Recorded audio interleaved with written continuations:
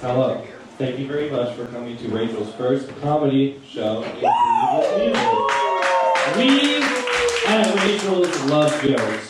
Jokes. Thank you. Now I don't have the smelly mic. So first in the stage, it's going to be Darren from Constanza. Darren!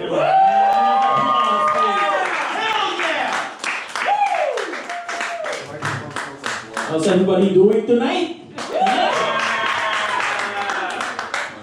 Sure, my first night. Normally when I'm up here, I'm doing music, but tonight I'm trying something different. Trying to be funny for once. Sometimes I believe I'm funny. Yeah, kind of nervous, kind of exciting, so there's that. I love you, Darren! You know what else I'm excited about? Next weekend, I'm gonna go shooting range with a bunch of coworkers. Never fired a gun before in my life, ever. I did have pellet guns though when I was a kid back in, late 90s, early 2000s. That was so big back where I came from. Like, a lot of us have pellet guns. I had like a 45. And then, I'm not making this up. Sometimes we take them to school, and every recess we form in teams, and we shoot each other with pellet guns. I know that's fucked up, but that's how we did it back then. And the teachers don't give a fuck, and they would only stop us if somebody gets hurt. All right, knock it off! So yeah, then we stop. But then I always think about, like when I started to understand the English language, start to watch the TV, American media, and all the school shootings been happening. And I try to inject myself in that situation. What if I was an exchange student from Philippines to America, and there's an active shooter in my school? I feel like I'll dodge it. Just because the amount of times you played fucking pellet guns in school, I think I'll do okay. So, is it giving you guys flashback for all the drills you had to do in school? Yeah? So I'm gonna go I'm gonna fire a gun for the first time next week. And it's probably the most American thing I'll ever do, by far. Aside from having credit card debts. Oh my god, I first got credit card. I can buy this piece of plastic and everything, so I thought. Next thing I know, I'm like in debt for $5,000. I'm like, oh shit. Maybe I should just escape the country. Come back after 10 years. But yeah, I don't even know you guys' national anthem. And I'm out here fucking fire a gun. Do you guys know your national anthem? No? What else do you guys don't know about geography? I feel like a lot of you guys here don't have a concept of geography. Like if I pull up a map, so where's China? Somebody goes, oh, right here. That's motherfucker, that's Europe. That's not fucking China. Oh yeah, so kind of exciting. But yeah, a lot of exciting stuff happening in my life. And yeah, so we'll see what happens after I fire that gun. Maybe I'll be one of those guys that have stickers in the back of their truck that says, "Come and get it." By the way, I don't want you guys taking these jokes seriously. I don't want it. After my set, it'll be a bunch of dudes wearing all black with the elephant. Hey, you want to take instantly? Go for next to visit the capital? Visit the capital tonight? And I'm like, no. This will make me real nervous. Please don't take this serious. You know what else makes me nervous? A group of men that talks about how much they hate their wives and girlfriends. So if whatever situation they end up in that scenario, fucking run. Just run. Because I know that's 5 minutes away from a circle jerk. I just... Don't get me wrong. Don't get me wrong. It's not that I hate gay orgies. I want to be part in one. I just don't want to be my first time with those bunch of guys. I want my first gay orgies with a lot of nice and respectful men, Like, hey, homie.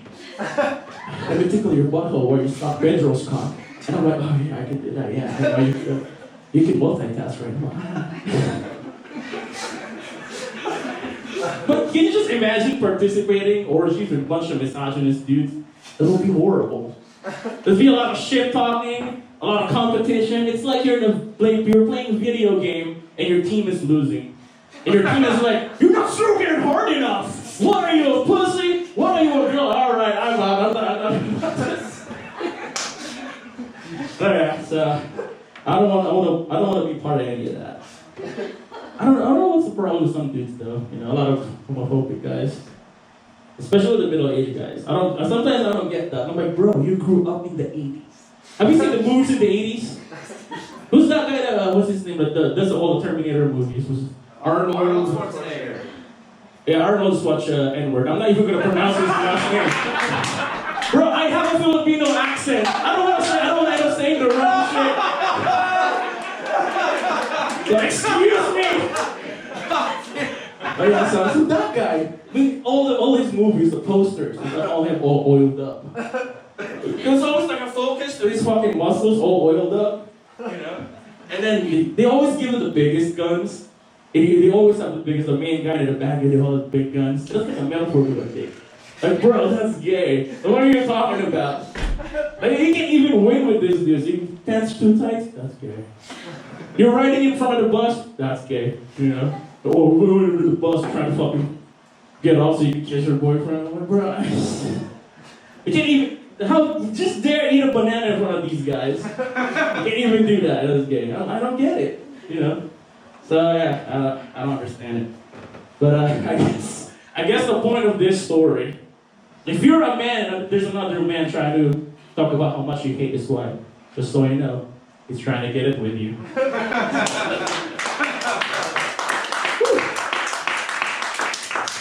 Yeah. Have any of you guys have like got a sex advice from one of your parents? No? Yes. Yeah? Okay, 1, 2. Yeah, I did. From my dad. Yeah, he's the white one.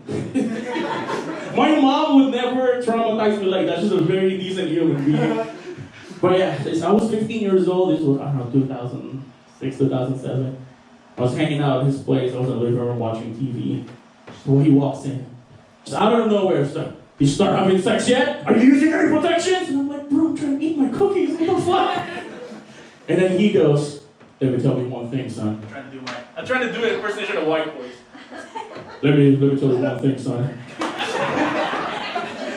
If it smells like tuna, if you ever go down on a woman, and if it smells like tuna fish, don't do it. Walks out of her. No, it's trout, bro. What the fuck? And what's the problem with that? I love seafood. I'll eat that shit, bro. Like, don't threaten me with a good time. I was like, if there's any hair in it, good. That's more seaweeds for me. I'll take that. Yeah, that was a very awkward situation. Speaking of more awkward situation, I was in an emergency room like 7 months ago because I got hurt from a job. You know, I work in a meat place and somebody left a knife. You know, and I was grabbing something in a cooler. I backed in and I got stabbed. So it's like an inch deep right over here. So I drove myself to the emergency room. Because, like, you know when people try to be comforting, but they get annoyed when they have to help you? So my boss was like, so do you need a ride? And I was just like, oh, no, I'm good. So I fucking drove myself there bleeding to death. That's in the emergency room. And by the time I get there, there's another one person trying to be comforting, but it just ended up, I just felt more uncomfortable.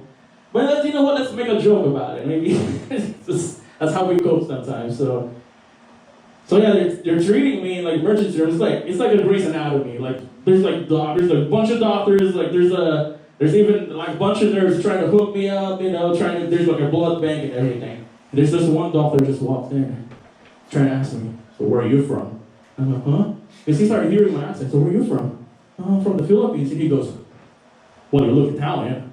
Okay. Right. So what do you do for work? I'm a meat cutter, hence the stab wounds because I got hurt. And he asked me, what do you cut? Do you cut meat naked? I'm like, are you trying to hit on me right now? I'm at my most vulnerable moment, Doc. And he just walks out. And he's like, oh, okay. And then nobody was laughing.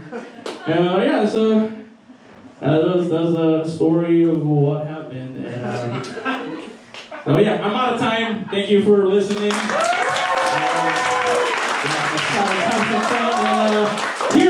for some more jokes.